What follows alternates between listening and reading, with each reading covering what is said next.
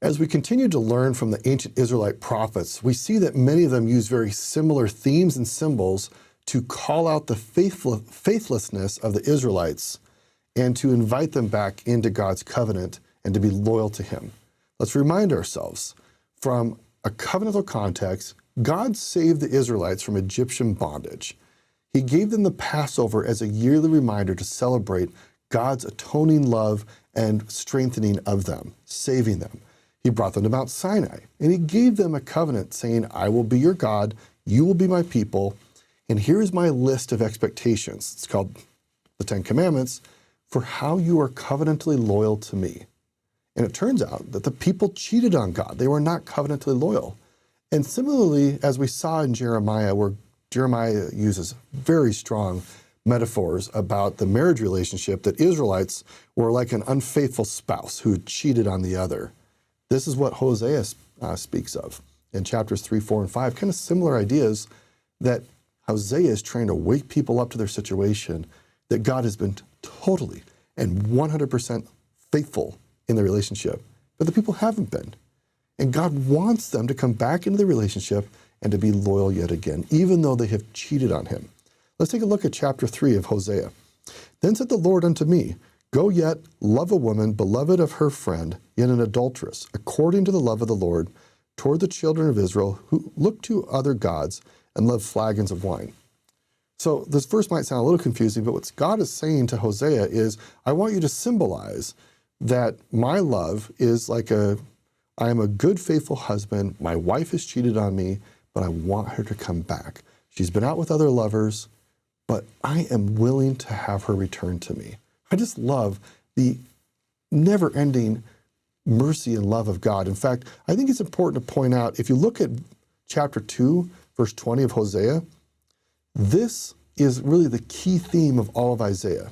I will even betroth thee unto me in faithfulness, and thou shalt know the Lord. This is the key essence of what Hosea is trying to convey, that God wants to be married to Israel forever. He wants to be in this covenantal relationship. He is our God. We are his people.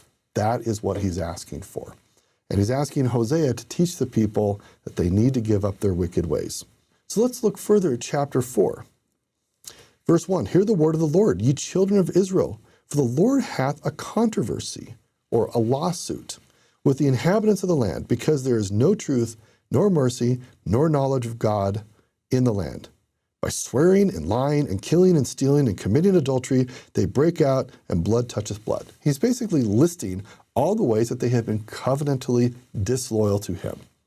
Again, if he's going to bring punishments that are the consequence of broken covenants, he has to explain specifically what they did. Just like in a court of law, you can't throw somebody in jail without declaring with evidence what the person did wrong that would result in the consequence of the punishment. God is a God of justice, and so he is telling people clearly, here are all the things that you have done that have broken the law of the covenantal relationship, and therefore, out of divine justice, I have to allow you to suffer those consequences, and yet I want you back in relationship with me. Verse 3, Therefore shall the land mourn, and every one that dwelleth therein shall languish, with the beasts of the field and with the fowls of heaven, yea, the fishes of the sea, and also shall be taken away. So he's basically saying, if you're going to continue to break the covenant, the good things of the world, the good things of life, you won't have them, because I am the author of those things. You don't get them from me if you don't show your faithfulness to me. Let's continue on, verse 6. My people are destroyed for lack of knowledge. Because thou hast rejected knowledge, I will also reject thee, that thou shalt be no priest to me, seeing that thou hast forgotten the law of thy God. I will also forget thy children. There's a number of things to look at here. One is that people, first of all, that we should be studying the law of God, or God's covenantal instructions, which we get in scriptures, modern-day prophets, and that we are under obligation, if we know these truths, to teach them to others. If we're parents or friends, we are obligated to teach it to others and to live it. We also note here that for those people who have rejected knowing the law of God, if you don't know what God wants in a loving relationship, that whole list of covenantal stipulations, how can you show love to God if you don't know what he expects? And if you reject that knowledge, you cannot be in that covenantal relationship. That's the essence of what's going on here. Let's look briefly at chapter 5. Now, verses 1 through 5, God is still angry at the people's faithlessness. And these chapters are preserved for us so we can learn from the mistakes of the past, just like we have from the Book of Mormon. We can learn from what did people do well, what are the consequences of doing well, and what did they choose poorly, how did they choose poorly, and what were the consequences. That way we don't have to repeat the same mistakes. So let's read a couple verses here in Hosea 5. Hear ye this, O priests, hearken ye house of Israel, and give ye ear, O house of the king, for judgment is toward you, because ye have been a snare at Mizpah and a net spread upon Tabor. These are locations in Israel. I'm going to skip ahead down to verse 5. And the pride of Israel doth testify to his face. Therefore shall Israel and Ephraim fall in their iniquity. Judah also shall fall with them. They shall go with their flocks and with their herds to seek the Lord, but they shall not find him.